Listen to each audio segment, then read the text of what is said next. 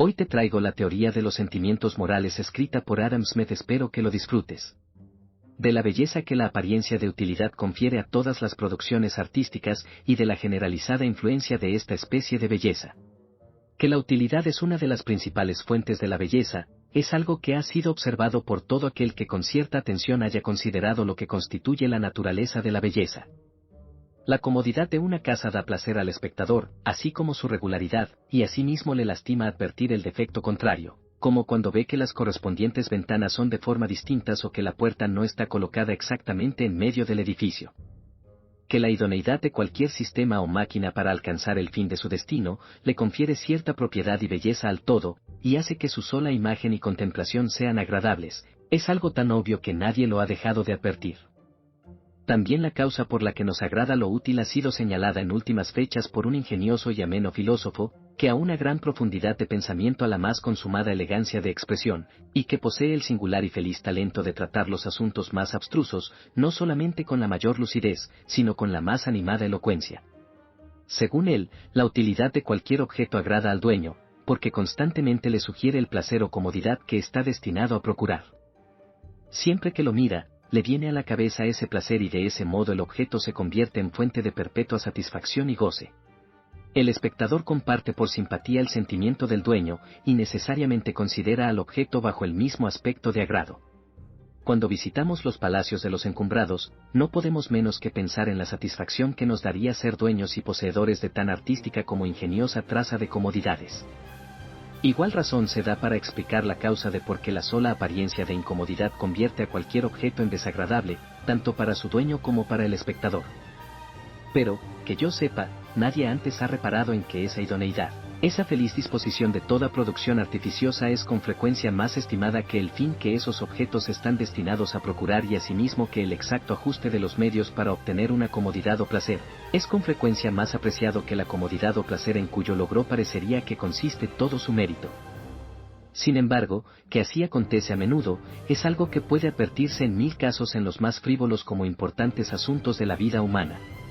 Cuando una persona entra a su recámara y encuentra que todas las sillas están en el centro del cuarto, se enoja con su criado, y antes de seguir viéndolas en ese desorden, se toma el trabajo, quizá, de colocarlas en su sitio con los respaldos contra la pared.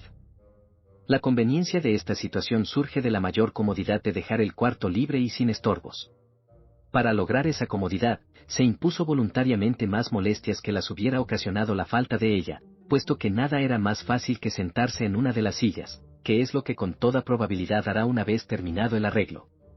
Por lo tanto, parece que, en realidad, deseaba, no tanto la comodidad cuanto el arreglo de las cosas que la procuran. Y, sin embargo, es esa comodidad lo que en última instancia recomienda ese arreglo y lo que comunica su conveniencia y belleza.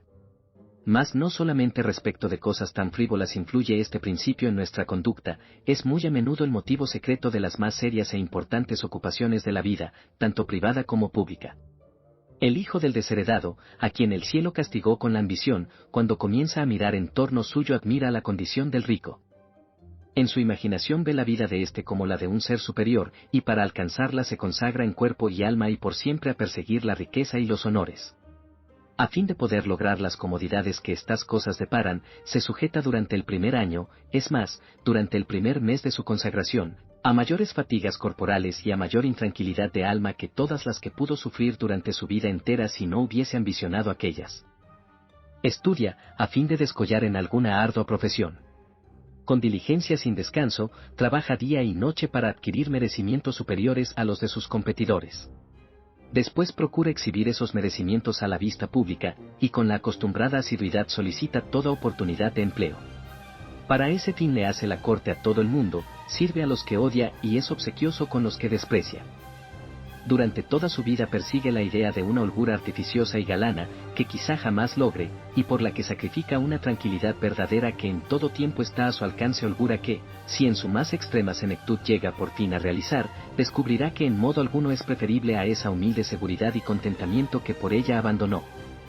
Es hasta entonces, en los últimos trances de su vida, El cuerpo agotado por la fatiga y la enfermedad y el alma amargada con el recuerdo de mil injurias y desilusiones que se imagina proceden de la injusticia de sus enemigos o de la perfidia e ingratitud de sus amigos, cuando comienza por fin a caer en la cuenta de que las riquezas y los honores son meras chucherías de frívola utilidad, en nada más idóneas para procurar el alivio del cuerpo y la tranquilidad del alma, que puedan serlo las tenacillas de estuche del amante de fruslerías, y que como ellas, resultan más enfadosas para la persona que las porta, que cómodas por la suma de ventajas que pueden proporcionarle. Si examinamos, sin embargo, por qué el espectador singulariza con tanta admiración la condición de los ricos y encumbrados, descubriremos que no obedece tanto a la holgura y placer que se supone disfrutan, cuanto a los innumerables artificiosos y galanos medios de que disponen para obtener esa holgura y placer. En realidad, el espectador no piensa que gocen de mayor felicidad que las demás gentes, se imagina que son poseedores de mayor número de medios para alcanzarla. Y la principal causa de su admiración estriba en la ingeniosa y acertada adaptación de esos medios a la finalidad para que fueron creados. Pero en la postración de la enfermedad y en el hastío de la edad provecta, desaparecen los placeres de los vanos y quiméricos sueños de grandeza. Para quien se encuentre en tal situación, esos placeres no tienen ya el suficiente atractivo para recomendar los fatigosos desvelos que con anterioridad lo ocuparon. En el fondo de su alma maldice la ambición y en vano añora la despreocupación e indolencia de la juventud, placeres que insensatamente sacrificó por algo que, cuando lo posee, no le proporciona ninguna satisfacción verdadera. Tal es el lastimoso aspecto que ofrece la grandeza a todo aquel que, ya por tristeza, ya por enfermedad, se ve constreñido a observar atentamente su propia situación y a reflexionar sobre lo que, en realidad, le hace falta para ser feliz. Es entonces cuando el poder y la riqueza se ven tal como en verdad son, gigantescas y laboriosas máquinas destinadas a proporcionar unas cuantas insignificantes comodidades para el cuerpo, que consisten en resortes de lo más sutiles y delicados que deben tenerse en buen estado mediante una atención llena de ansiedades, y que, a pesar de toda nuestra solicitud, pueden en todo momento estallar en mil pedazos y aplastar entre sus ruinas a su desdichado poseedor. Son inmensos edificios que para levantarlos requieren la labor de toda una vida, y que en todo momento agobian a quien los habita y que mientras permanecen en pie, si bien pueden ahorrarle algunas de las más pequeñas incomodidades, en nada pueden protegerlo contra las más severas inclemencias de la estación. Lo defienden del chubasco veraniego, no de la borrasca invernal, pero en todo tiempo lo dejan igualmente y a veces aún más expuesto que antes, a la ansiedad, al temor y al infortunio, a las enfermedades, a los peligros y a la muerte. Mas aunque esta melancólica filosofía, para nadie extraña en tiempos de enfermedad y desdicha, menosprecia de un modo tan absoluto esos máximos objetos del deseo humano, cuando disfrutamos, en cambio, de mejor salud o de mejor humor, entonces jamás dejamos de considerarlos bajo un aspecto más placentero. Nuestra imaginación, que mientras sufrimos un dolor o una pena parece quedar confinada y encerrada dentro de los límites de nuestra propia persona, en época de holgura y prosperidad se extiende a todo lo que nos rodea. Es entonces cuando nos fascina la belleza de las facilidades y acomodo que reina en los palacios y economía de los encumbrados, y admiramos la manera como todo concurre al fomento de su tranquilidad, a obviar sus necesidades, a complacer sus deseos y a divertir y obsequiar sus más frívolos caprichos. Si consideramos por sí solo la verdadera satisfacción que todas estas cosas son susceptibles de proporcionar, separada de la belleza de disposición calculada para suscitarla, siempre aparecerá en grado eminente despreciable e insignificante. Empero muy raras son las veces en que la miramos bajo esta abstracta y filosófica luz. De suyo la confundimos en nuestra imaginación con el orden, con el movimiento uniforme y armonioso del sistema, con la máquina o economía por cuyo medio se produce. Los placeres de la riqueza y de los honores, considerados desde este punto de vista ficticio, hieren la imaginación como si se tratase de algo grandioso, bello y noble, por cuyo logro bien vale todo el afán y desvelo que tan dispuesto estamos a emplear en ello. De la belleza que la apariencia de utilidad confiere al carácter y a los actos de los hombres, y hasta qué punto la percepción de esa belleza debe considerarse como uno de los principios aprobatorios originales. La índole de los hombres, así como los artefactos o las instituciones del gobierno civil, pueden servir o para fomentar o para perturbar la felicidad, tanto del individuo como de la sociedad. El carácter prudente, equitativo, diligente, resuelto y sobrio, promete prosperidad y satisfacción, tanto para la persona como para todos los que están en relación con ella. Por el contrario, la arrebatada, la insolente, la perezosa, afeminada y voluptuosa, presagia la ruina al individuo y la desgracia a todos los que con él tengan tratos. La primera de estas maneras de ser tiene, por lo bajo, toda la belleza que pudiera adornar a la máquina más perfecta que jamás se haya inventado para el fomento del fin más deseable la segunda, toda la deformidad del más desmañado y torpe artefacto. ¿Acaso puede existir otra institución de gobierno más adecuada para fomentar la felicidad humana que la preponderancia de la sabiduría y de la virtud? Todo gobierno no es sino un remedio imperfecto a la falta de estas. Por tanto, la belleza que pueda corresponder al gobierno civil a causa de su utilidad, necesariamente deberá corresponder en mucho mayor grado a la sabiduría y a la virtud. Por el contrario, ¿qué otro sistema político puede ser más ruinoso y destructivo que los vicios de los hombres? La única causa de los efectos fatales que acarrea un mal gobierno es que no imparte suficiente protección contra los daños que da lugar la maldad de los hombres. La belleza y deformidad que los distintos caracteres, por lo visto, derivan de su utilidad o falta de ella, propenden a impresionar de un modo peculiar a quienes en abstracto y filosóficamente consideran los actos y la conducta de los hombres. Cuando un filósofo examina por qué los sentimientos humanitarios reciben nuestra aprobación o por qué condenamos la crueldad, no siempre forma en su mente de un modo claro y preciso el concepto de un acto en particular, ya sea de humanitarismo, ya de crueldad, sino que comúnmente se conforma con la noción vaga e indeterminada que la general designación de esas cualidades le sugiere. Sin embargo, solamente en casos específicamente determinados es donde la propiedad o impropiedad, el merecimiento o desmerecimiento de los actos resultan cosas obvias y discernibles. Únicamente cuando se dan ejemplos particulares podemos percibir con distinción la concordia o la desavenencia entre nuestros propios afectos y los de la gente, o bien sentir, en un caso, que brota una gratitud de solidaridad hacia él, o de resentimiento, en el otro. Cuando consideramos a la virtud y al vicio de un modo general y abstracto, aquellas cualidades que provocan esos diversos sentimientos parece que, en buena parte, desaparecen, y los sentimientos mismos se vuelven menos obvios y discernibles. Por lo contrario, los felices efectos, en un caso, y las fatales consecuencias, en el otro, parece que se yerguen ante nuestra mirada, y como quien dice se destacan y separan de todas las demás cualidades de uno y otro.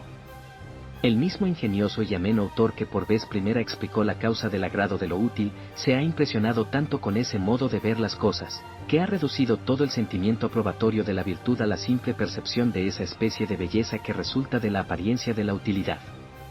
Ninguna cualidad espiritual, dice, es aprobada como virtuosa, sino aquellas que son útiles o placenteras, ya sea para la persona misma, ya para los otros, y ninguna cualidad da lugar a ser reprobada por viciosa, sino aquella de contraria tendencia. Y, en verdad, al parecer la naturaleza ha ajustado tan felizmente nuestros sentimientos de aprobación y reprobación a la conveniencia tanto del individuo como de la sociedad, que, previo el más riguroso examen, se descubrirá, creo yo, que se trata de una regla universal. Sin embargo, afirmo que no es el darse cuenta de la utilidad o perniciosidad aquello en que consiste la primera o principal fuente de nuestra aprobación o reprobación. Sin duda, estos sentimientos están realzados y avivados por la percepción de la belleza o deformidad que resulta de la utilidad o perniciosidad, pero, a pesar de ello, digo que son distintos original y esencialmente de tal percepción. Ante todo, parece imposible que la aprobación de la virtud sea un sentimiento de la misma especie que aquel por medio del cual aprobamos un cómodo y bien trazado edificio o que no tengamos otro motivo para encomiar a alguien que no sea el mismo por el cual alabamos un armario. En segundo lugar, si se reflexiona, se descubrirá que el provecho de cualquier disposición de ánimo rara vez constituye la primera causa de nuestra aprobación, y que el sentimiento aprobatorio siempre implica un sentido de lo propio muy distinto a la percepción de lo útil. Fácil es observar esto en relación con todas aquellas cualidades que, como virtuosas, reciben nuestra aprobación, tanto con las que conforme a esa doctrina se consideran originalmente útiles a nosotros mismos, como con las que se estiman a causa de la utilidad para los otros. Las cualidades más útiles para nosotros son, en primer lugar, la razón en grado superior y en el entendimiento, que nos capacitan para discernir las consecuencias remotas de todos nuestros actos y prever el provecho o perjuicio que con probabilidad pueda resultar de ellos y, en segundo lugar, el dominio de sí mismo, que permite abstenernos del placer del momento o soportar el dolor de hoy, a fin de obtener un mayor placer o evitar un dolor más grande en lo futuro. En la unión de esas dos cualidades consiste la virtud de la prudencia, de todas las virtudes la más útil al individuo. En relación a la primera de esas cualidades, ya se ha advertido antes que la razón en grado superior y el entendimiento, motivan, en cuanto tales, nuestra aprobación como cosa justa y debida y exacta, y no meramente como útil y provechosa. Es en las ciencias más abstrusas, particularmente en las altas matemáticas, donde los mayores y más admirables esfuerzos de la razón humana se han desplegado, pero el provecho de esas ciencias, para el individuo o para el público, no es obvio y requiere una demostración que no siempre es fácilmente comprendida. No fue, por tanto, su utilidad lo que primero las hizo acreedoras a la admiración pública. Poco se insistía en esa cualidad, hasta que fue forzoso contestar de algún modo los reproches de quienes, no gustando de tan sublimes especulaciones, se esforzaban en despreciarlas por inútiles. Y del mismo modo, aprobamos el dominio de sí mismo, que sirve para refrenar nuestros apetitos presentes, a fin de poder satisfacerlos mejor en otra ocasión, tanto bajo el aspecto de propiedad, como bajo el de utilidad.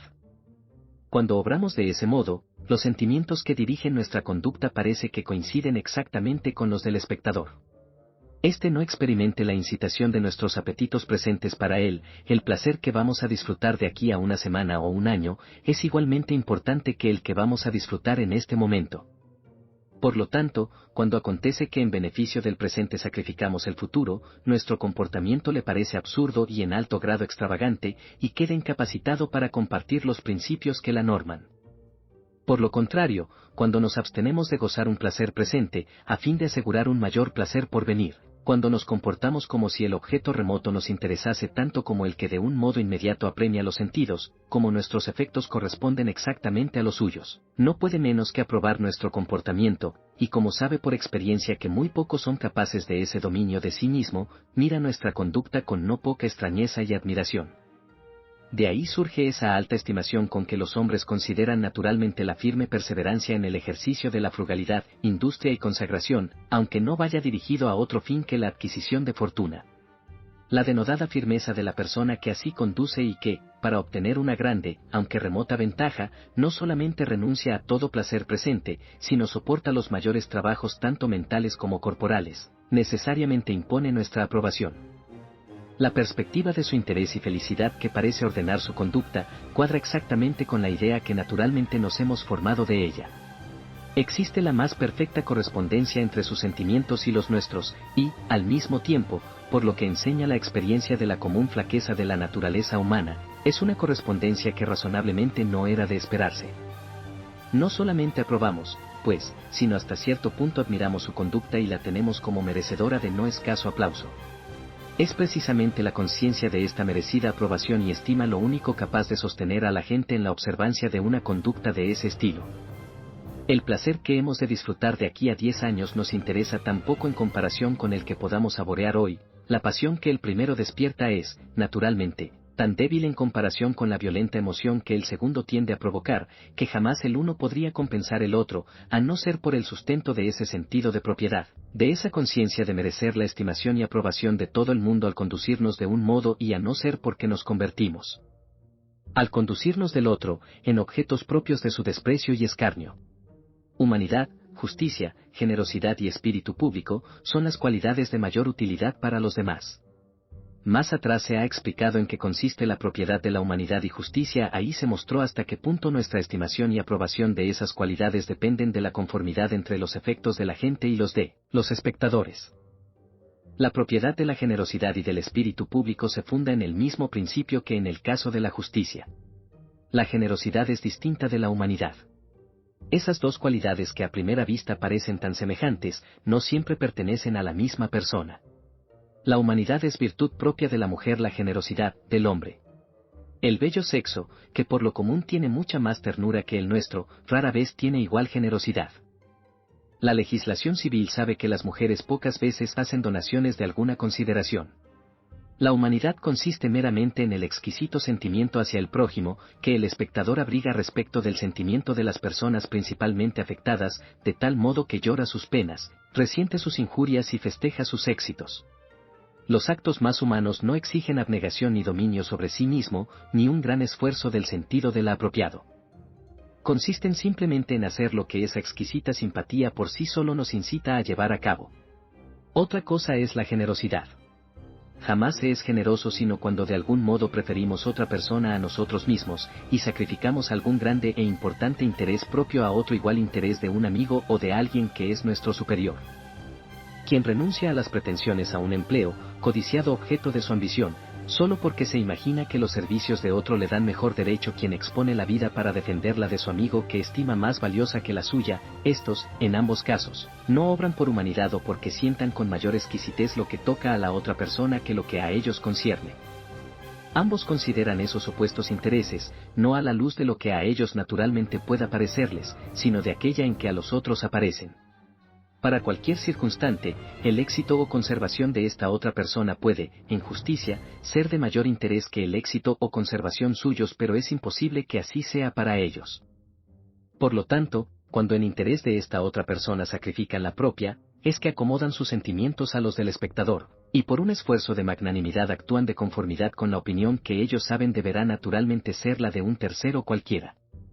El soldado que sacrifica su vida para salvarla de su oficial, quizá resultaría muy poco afectado por la muerte de éste si ocurriese sin culpa suya, y cualquier pequeña desgracia que le hubiese acaecido quizá hubiera provocado en él un dolor más vivo. Pero cuando se esfuerza por obrar de tal modo que merezca el aplauso y obligue al espectador imparcial a penetrar en los motivos de su conducta, siente que, para todo el mundo menos para él, su propia vida es una bagatela comparada con la de su oficial, y que al sacrificarla una por la otra, está obrando muy propiamente y conforme a lo que sería la natural comprensión de cualquier circunstante imparcial. Y acontece lo mismo en los casos en que se hace gala de un excesivo espíritu público. Cuando un joven oficial expone la vida para aumentar los dominios de su soberano en una insignificancia, no es porque, para él, la adquisición de ese nuevo territorio sea algo más deseable que la conservación de su propia vida. Para él, su vida es infinitamente más valiosa que la conquista de un reino entero por el Estado a quien presta sus servicios. Mas al establecer la comparación entre ambas cosas, prescinde del punto de vista normal para él y acepta el de la nación por la que está guerreando. Para esta, es de la mayor importancia el éxito de la empresa y de poca consecuencia la muerte de un individuo particular. Cuando el oficial hace suyo este punto de vista, inmediatamente comprende que difícilmente puede ser pródigo en demasía de su propia sangre, si, derramándola, contribuye a tan alto fin. El heroísmo de su conducta consiste, debido al sentido del deber y de lo que es propio, en ahogar el más fuerte de todos los impulsos naturales. Muchos son los honrados ingleses a quienes en lo particular les dolería más la pérdida de una Guinea que la pérdida de Menorca, pero que, sin embargo, 1000 veces preferirían, en caso de estar en su poder la defensa de esa fortaleza, sacrificar la vida antes de verla caer por su culpa en manos del enemigo. Cuando el primer Bruto condujo a sus propios hijos al cadalso porque había conspirado contra la naciente libertad de Roma, sacrificó lo que, de haberlo consultado tan solo consigo mismo, resultaría ser el afecto más fuerte en aras del más débil. Normalmente, Bruto debió sentir en mucho mayor grado la muerte de sus hijos que todos los posibles males que habría padecido Roma por falta de tan egregio ejemplo. Pero él los miró, no con los ojos de su padre, sino como los de un ciudadano romano. Tan estrechamente compartió los sentimientos propios de esta condición, que en nada tuvo el lazo que los unía a sus hijos y para un ciudadano romano, los hijos de Bruto, puestos en la balanza con el menor de los intereses públicos de Roma, resultaban cosa despreciable. En este, como en todos los demás casos de la misma especie, nuestra admiración está fundada, no tanto en la utilidad cuanto en lo insólito, y de ahí deriva la grandiosa, noble y sublime propiedad de tales actos. Ciertamente, cuando consideramos esa utilidad comprendemos que les comunica una belleza adicional que nos los hace aún más recomendables a nuestra aprobación, pero tal belleza es principalmente perceptible a los hombres reflexivos y especulativos, y en manera alguna es la cualidad que primero recomienda esos actos a los naturales sentimientos del núcleo de los hombres. Conviene advertir que la parte en que la aprobación obedece a la percepción de la belleza de lo útil, no tiene relación alguna con los sentimientos ajenos.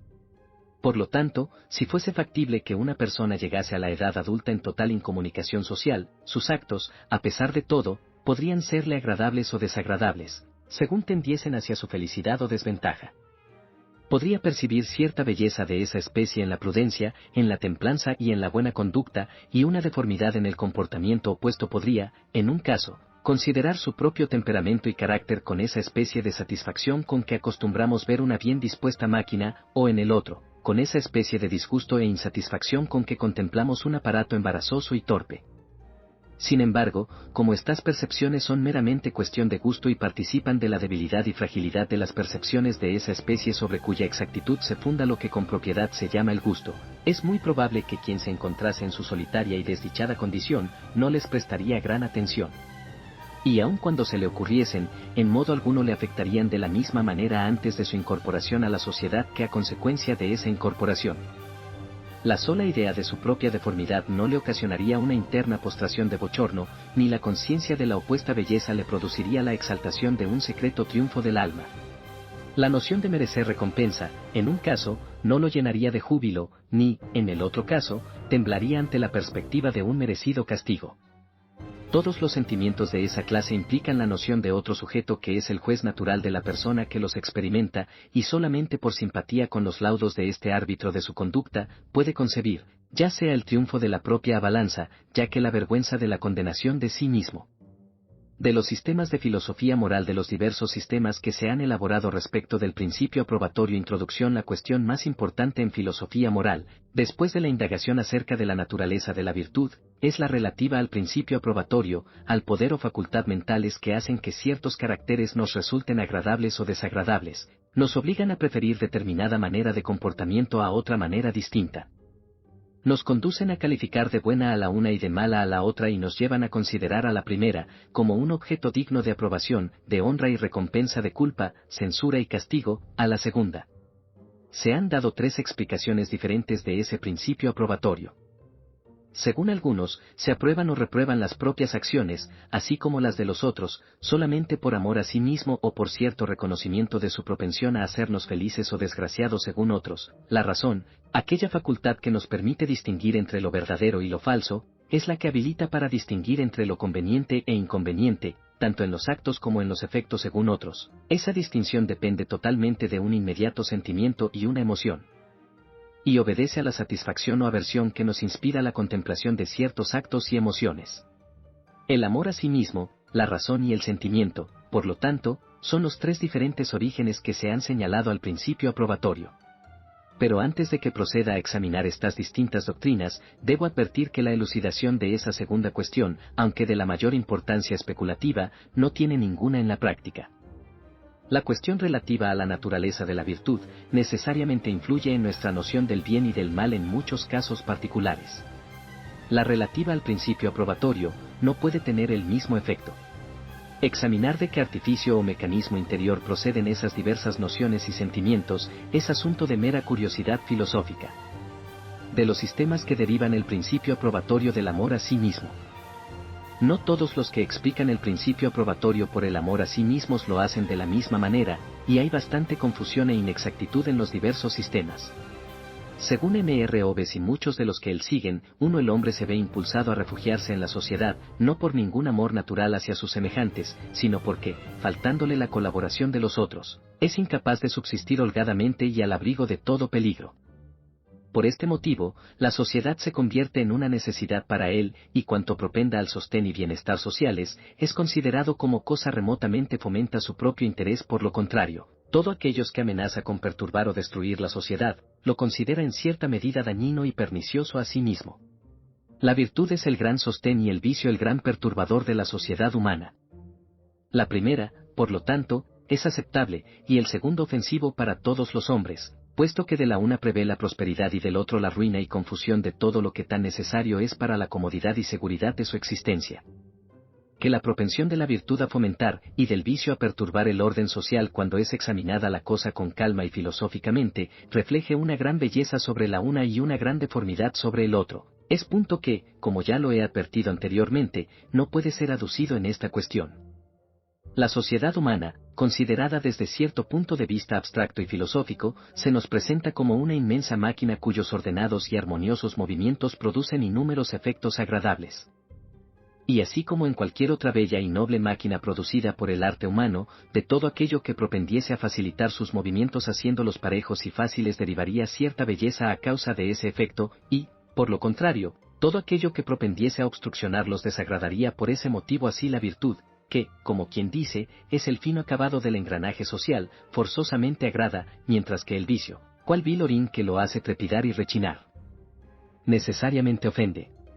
Esta explicación, pues, del origen del principio aprobatorio o reprobatorio, en cuanto lo deriva de un respeto al orden social, se entronca con aquel principio que concede belleza a la utilidad y que ya expliqué en ocasión anterior, y de ahí es donde esta doctrina saca toda esa plausibilidad que posee. Cuando esos autores describen las innumerables ventajas que la vida culta y social tiene sobre la salvaje y solitaria, cuando se extienden sobre la necesidad de la virtud y el orden como sostenes de la primera, y demuestran cuán infaliblemente propende el predominio del vicio y desobediencia a las leyes a implantar de nuevo la segunda, el lector se siente fascinado con la novedad y magnificencia del paisaje que ponen ante su vista. Claramente ve una nueva belleza en la virtud y una nueva deformidad en el vicio que nunca antes había advertido, y, por lo general, tan encantado está con el descubrimiento, que por rareza se detiene a reflexionar en que si antes no había reparado en esta visión política, es imposible que sea el fundamento de la aprobación y reprobación con que siempre ha estado acostumbrado a considerar aquellas diversas cualidades. Por otra parte, cuando esos autores derivan del amor a sí mismo el interés que sentimos por el bienestar social y el aprecio que por ese motivo testimoniamos a la virtud, no quieren decir que cuando en esta época aplaudimos la virtud de Catón y abominamos de la infamia de Catilina, nuestros sentimientos sean inducidos de la noción del beneficio que podamos recibir del uno, ni del menoscabo que soportemos a causa del otro. La forma como, según estos filósofos, apreciamos al virtuoso personaje y culpamos al desordenado, no es entendiendo que la prosperidad y el trastorno sociales en aquellas remotas edades y naciones sean influyentes sobre nuestra felicidad o desdicha presentes. Jamás pensaron que nuestros sentimientos estuviesen influidos por el posible beneficio o perjuicio que supusiéramos redundaría en nosotros, bajo el supuesto de haber vivido en aquellas lejanas edades y países, o bien, influidos por los que podrían redundar en nosotros, al pensar que en nuestra vida encontraríamos personas semejantes.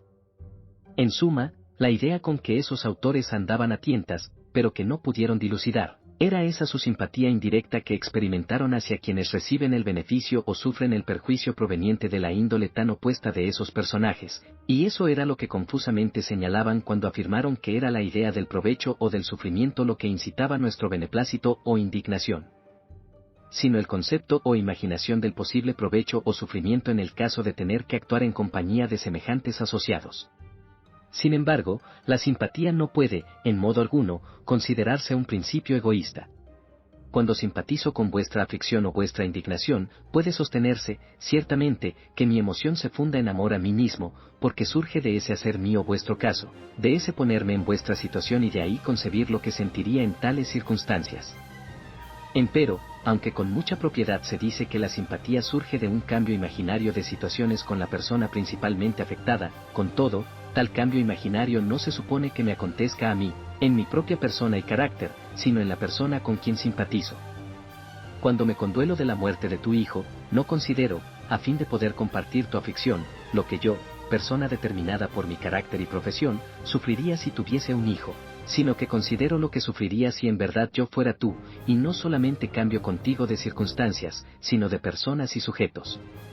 Mi aflicción, pues, es enteramente por tu causa y en absoluto por la mía. Por lo tanto, no es en nada egoísta.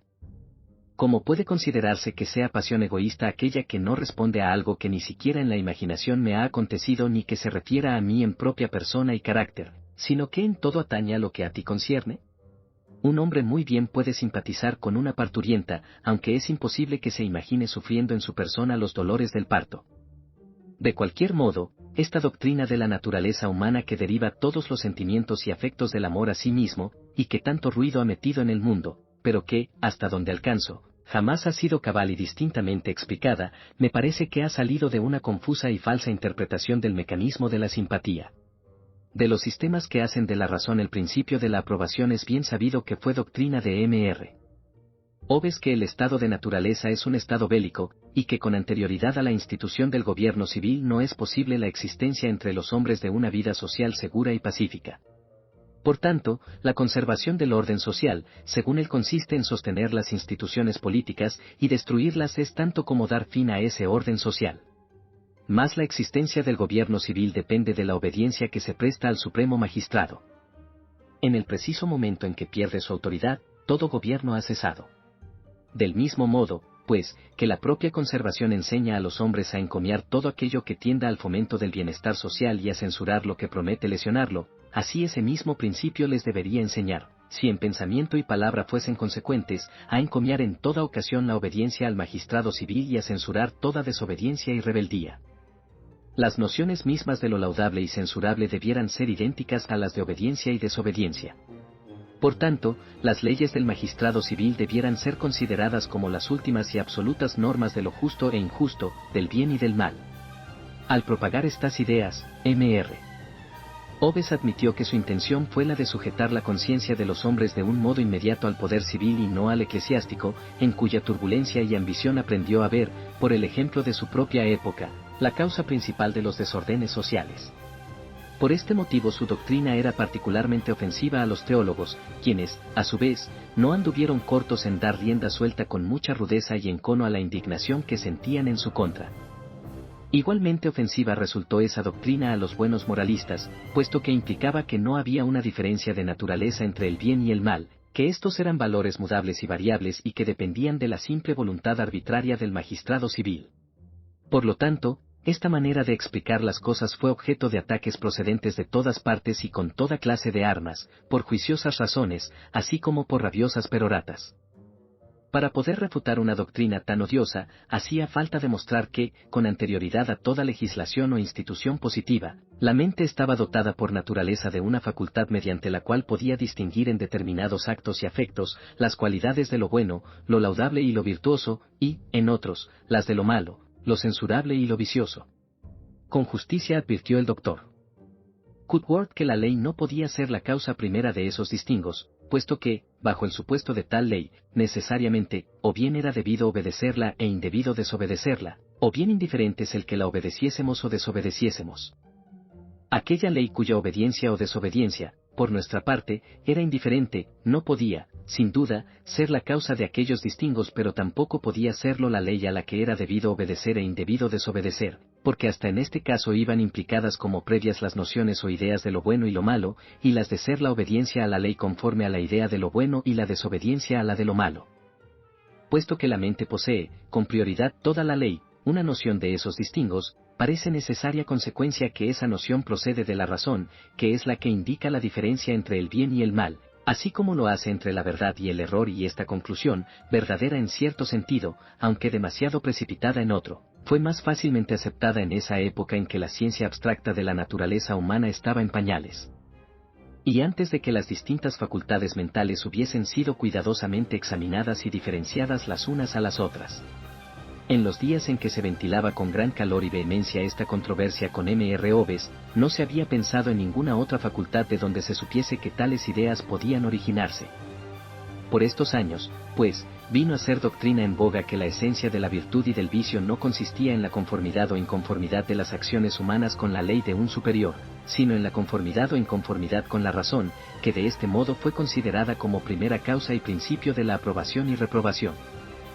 En cierto sentido, es verdad que la virtud consiste en una conformidad con la razón, y con mucha justicia puede considerarse a esta facultad, en alguna medida, como causa y principio de la aprobación y la reprobación y de todo sano juicio relativo al bien y al mal. Es la razón la que descubre esas reglas generales de justicia según las cuales debemos normar nuestros actos, y por esta misma facultad formamos esas más vagas e indeterminadas ideas de lo que es prudente, de lo que es decoroso, de lo que es generoso y noble, ideas que siempre nos acompañan y a cuya conformidad procuramos modelar, en la medida en que mejor podemos, el tenor de nuestra conducta.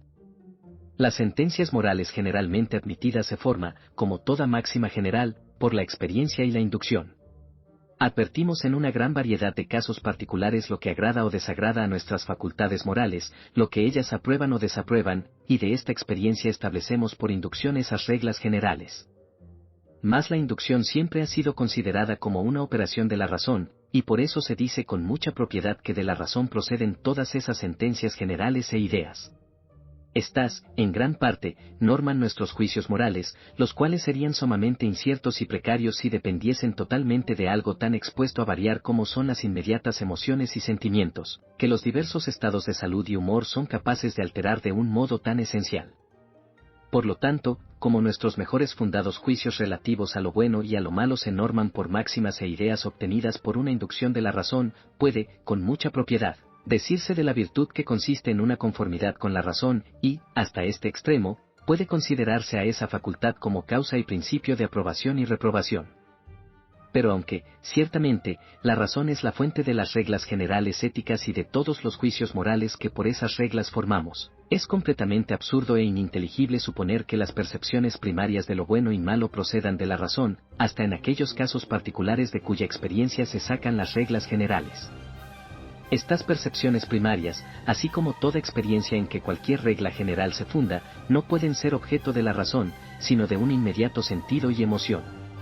La manera como se forman las reglas generales éticas es descubrimiento que en una gran variedad de casos de un modo de conducta constantemente nos agrada de cierta manera y que, de otro modo, con igual constancia, nos resulta desagradable. Empero, la razón no puede hacer que un objeto resulte por sí mismo agradable o desagradable. La razón solo puede revelar que tal objeto es medio para obtener algo que sea placentero o no, y de este modo puede hacer que el objeto, por consideración a esa otra cosa, nos resulte agradable o desagradable. Más nada puede ser agradable o desagradable por sí mismo, que no sea porque así nos lo presenta un inmediato sentido y sensación. Por lo tanto, si en todos los casos particulares necesariamente nos agrada la virtud por ella misma, y si del mismo modo el vicio nos causa aversión, no puede ser la razón, sino un inmediato sentido y sensación, lo que así nos reconcilie con la una y nos extraña del otro. El placer y el dolor son los principales objetos del deseo y de la aversión, pero estos no se disciernen racionalmente, sino que se distinguen por medio de un sentido inmediato y una emoción. Si la virtud, pues, es deseable por sí misma, y si, del mismo modo, el vicio es objeto de aversión, síguele que no puede ser la razón, sino el sentido inmediato y la emoción, lo que distingue esas diferentes cualidades. Sin embargo, como con justicia puede considerarse que hasta cierto punto la razón es principio de aprobación o reprobación, pensase, debido a una inadvertencia, que estos sentimientos procedían primariamente de una operación de aquella facultad. Corresponde al Dr. Hutcheson el mérito de haber sido el primero que distinguiera con cierto grado de precisión, y hasta qué punto puede admitirse que todos los juicios morales proceden de la razón, y hasta qué punto se fundan en un sentido inmediato y una emoción. En sus ilustraciones sobre el sentido moral ha explicado esto de un modo tan completo, y, a mi parecer, tan incontestable, que si el asunto todavía provoca controversia, solamente puede imputarlo a falta de atención a lo que este caballero ha escrito, o bien a una supersticiosa adhesión a ciertas formas de expresión, debilidad no poco común entre los sabios, especialmente en materia tan profundamente interesante como la presente, en la que un hombre curioso no siempre está dispuesto a ceder ni siquiera en la justeza de una sola frase a la que ha estado acostumbrado. De aquellos sistemas que hacen del sentimiento el principio de la aprobación, los sistemas que hacen del sentimiento el principio de la aprobación pueden dividirse en dos distintas clases, y, según algunos, el principio de la aprobación se funda en un sentimiento de naturaleza peculiar, es un poder especial de percepción que la mente ejerce en presencia de ciertos actos o efectos. Algunos de estos impresionan esa facultad de un modo agradable y otros de una manera desagradable. Los primeros quedan marcados con los caracteres del bien, de lo laudable y virtuoso; los segundos, con los del mal, lo censurable y vicioso. Tratándose de un sentimiento de naturaleza peculiar, diferente de todos los otros, y como efecto que es de un poder especial de percepción, le dan un nombre particular, llamándole el sentido moral. 2. Según otros, no hay necesidad, para explicar el principio de aprobación, de suponer la existencia de un nuevo poder de percepción del que hasta entonces no se tuviera noticia.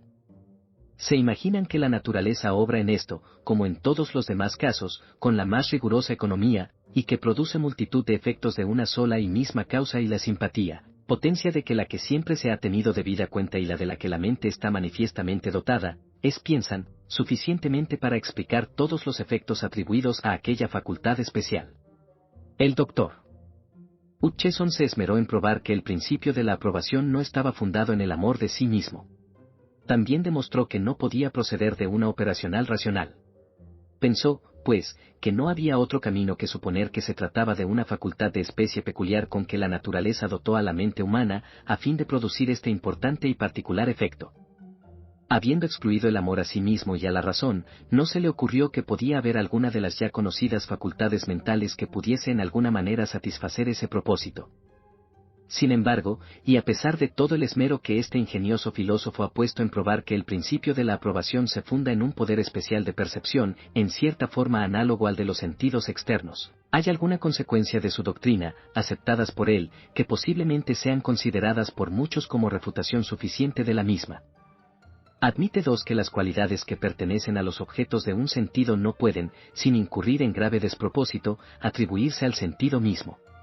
¿Quién ha pensado jamás en hablar de un sentido de ver negro o blanco, de un sentido de oír fuerte abajo, o de un sentido de gustar dulce amargo, y, según él resulta igualmente absurdo llamar a nuestras facultades morales virtuosas o viciosas, lo moralmente bueno o malo?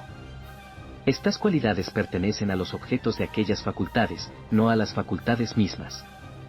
Si, por lo tanto, hubiera un hombre tan disparatadamente constituido que aceptara la crueldad y la injusticia como las más altas virtudes, y rechazara la equidad y la humanidad como los más despreciables vicios, una mente así constituida podría ciertamente ser considerada como perniciosa, tanto para el individuo como para la sociedad, y asimismo considerada como extraña, sorprendente y en sí desnaturalizada, pero no podría, sin incurrirse en grave despropósito, calificarse de viciosa o moralmente perversa. Y, sin embargo, ni viésemos a un hombre aclamar una bárbara e inmerecida ejecución que hubiese sido mandada por algún insolente tirano, no nos sentiríamos culpables de grave despropósito al calificar de vicioso y moralmente perverso en alto grado ese comportamiento, a pesar de que solo fuera la expresión de depravadas facultades morales o de una disparatada aprobación de tan horrible acto, como si fuese noble, magnánimo y excelente. Nuestro corazón, así lo imagino, al ver un espectador como ese, olvidaría momentáneamente su simpatía con el paciente y no sentiría sino horror y aborrecimiento al pensar en criatura tan execrable y vil. Lo detestaríamos aún más que al tirano, quien posiblemente obraba impulsado por las impetuosas pasiones de la envidia, el temor y el resentimiento, y que, por ese motivo, sería más disculpable. Más los sentimientos del espectador aparecerían por completo inmotivados, y, por lo tanto, más perfecta y absolutamente abominables. No existe perversión de sentimientos o afectos, que nuestro corazón se resistiese más a compartir o que rechazase con más odio e indignación que una de esta especie, y, lejos de considerar semejante constitución mental como algo simplemente extraño o pernicioso y en modo alguno vicioso o moralmente perverso, más bien la consideraríamos como el último y más espantoso extremo de depravación moral. Por el contrario, los sentimientos morales correctos aparecen de suyo en cierto grado laudables y moralmente buenos. Aquel cuya censura y aplauso en toda ocasión van de acuerdo, con gran exactitud, con el valor o indignidad del objeto, parece merecer, en cierto grado, hasta la aprobación moral.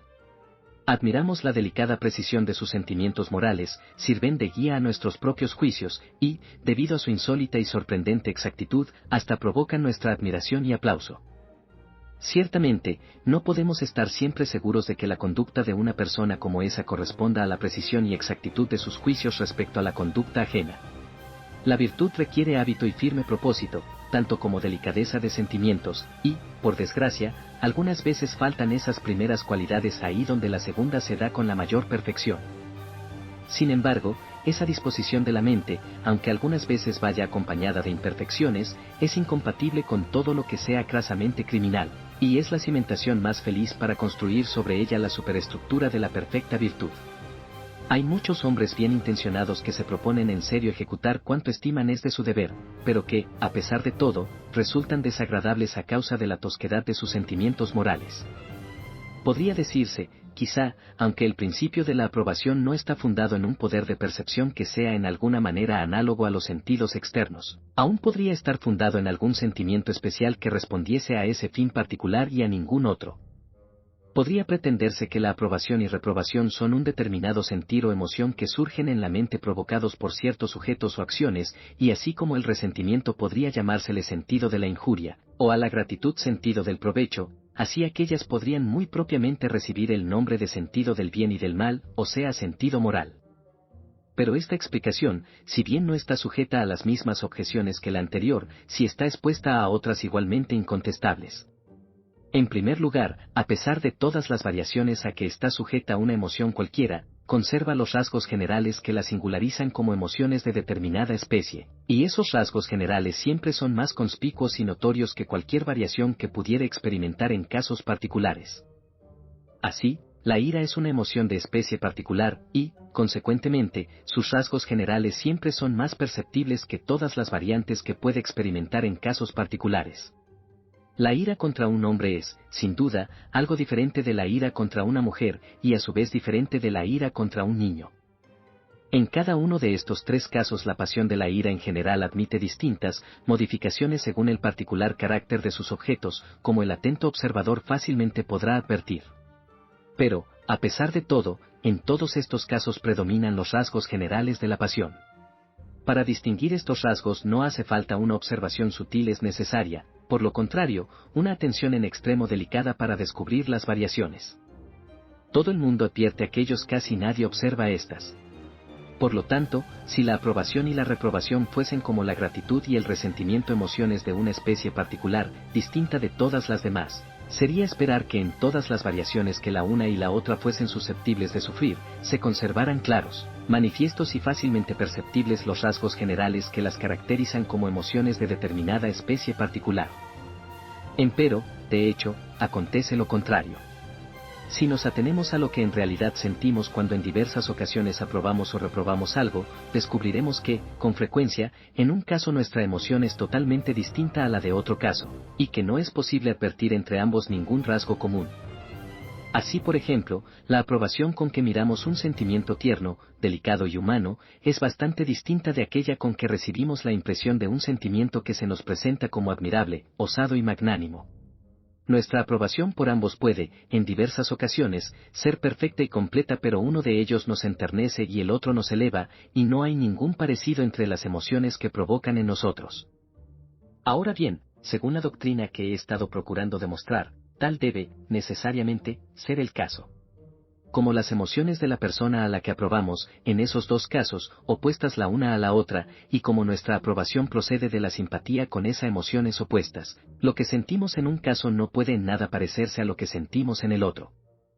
Empero, esto no podría acontecer si la aprobación consistiese en una emoción peculiar que no tuviese nada en común con los sentimientos objeto de la aprobación, sino que surgiese en presencia de esos sentimientos, a la manera como cualquiera otra pasión surge en presencia del objeto que le es propio. Lo mismo puede decirse respecto a la reprobación. El horror que nos inspira la crueldad, en nada se asemeja al desprecio que sentimos hacia lo ruin. Es una especie muy distinta de discordia la que sentimos en presencia de esos dos diferentes vicios, entre nuestro propio parecer y el de la persona cuyos sentimientos y comportamiento observamos.